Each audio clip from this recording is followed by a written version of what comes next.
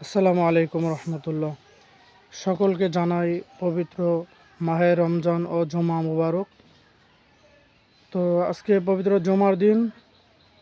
তো আগে একটা ভিডিও করছি, তো এখনও আপনাদের সামনে একটা ভিডিও আপনাদেরকে একটা মেসেজ পৌঁছে দিতে চাই যে আপনারা দেখছেন যে গত 1 মাস আগে নির্বাচিত হয়েছে। নির্বাচিত হওয়ার পরে আমার কথা হচ্ছে একটাই, যে ফরিদপুর 1 আসন তথা আলফাডাঙ্গা, বলমারী, মধুখালীর যে এমপি, নির্বাচিত এমপি, আর তিনি হচ্ছেন প্রফেসর ডক্টর ইলিয়াস মোল্লা। তিনাকে কোনো কিছুই, কোনো কাজে, কোনো ইসে আমরা পাচ্ছি না।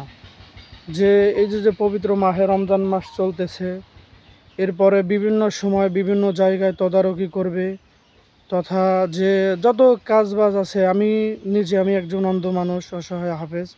আমি নিজেও তার জন্য যথেষ্ট পরিমাণ প্রাণ দিয়ে, মন দিয়ে কাজ করেছি।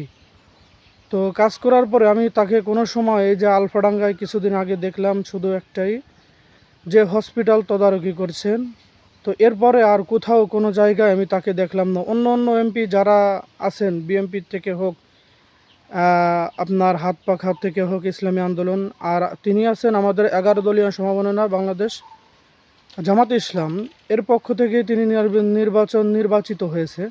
এটা হওয়ার পরে আমি তাকে কোনো সময় কোনোভাবে এখনও ওইভাবে মানুষের দ্বারে দ্বারে ঘুরে ঘুরে যে কাজবাজগুলো করতেছেন, তিনি করুক, কিন্তু অল্প কম করে করুক, স্বল্পতা করুক। পরিপূর্ণভাবে যেভাবে মানুষ করতেছে তাদেরটা দেখে দেখেও তিনি যদি একজন শিক্ষিত মানুষ সেটা যদি করে, তাও নিজের মনের কাছে ভালো লাগে যে না, তার আপ্রাণ চেষ্টা করে, আমি একজন অন্ধ মানুষ, তার আমি কাজ করেছি। এই কাজ করার লক্ষ্যে আজকে আমরা দেখতে পাচ্ছি, আজকে আমরা যখন আমরা এলাকায় আছি, এই তাকে যদি আমরা নির্বাচন করে যদি না জিতাইতে পারতাম, তাহলে না জানি আমাদের কি অবস্থা হতো। বিভিন্ন সময় বিভিন্ন জায়গায় দেখতেছি মারামারি, কাটাকাটি, হানাহানি, বিভ্রান্ত, ঝই ঝামেলা, এগুলো আমরা দেখতেছি। তো এগুলো আমরা আর দেখতে চাই না। সকল নির্বাচন হওয়ার পরে নির্বাচিত যারা হয়েছেন তাদের কাছে এই বিনীত অনুরোধ থাকলো, এবং তিনার কাছে আমার বিনীত অনুরোধ থাকলো যে ডক্টর প্রফেসর ইলিয়াস মোল্লা, তার কাছে আমার আবেদন থাকলো যে তিনি সব জায়গায়, আমাদের গোপালপুর, কুচিয়াগ্রাম, বটতলা বাজার, হেলেঞ্চা বাজার, আলফাডাঙ্গায় সব জায়গায় তিনি ঘুরে ঘুরে দেখুক, আর আমরা যাতে দেখতে পাই যে না, তিনি আমাদের মাঝে আসছেন। আর যারা তাদেরকে ভোট দিয়েছেন তারাও দেখতে পায় যে না, তিনি আমাদের পাশে আছেন। আমরা যারা তার কাজ করেছি তারাও যেন দেখতে পায় যে না, তিনার কাজ করার লক্ষ্যে তিনি আমাদের কাছে এগোয়েছেন। সে পর্যন্ত দেশ গড়ার লক্ষ্যে ইসলামের পথে থেকে ইসলামী আল্লাহ তাআলা রব্বুল আলামিন সকলকে যেন নেক হায়াত দারাজ করুক, নেক ঈমান দান করুক। আমিন।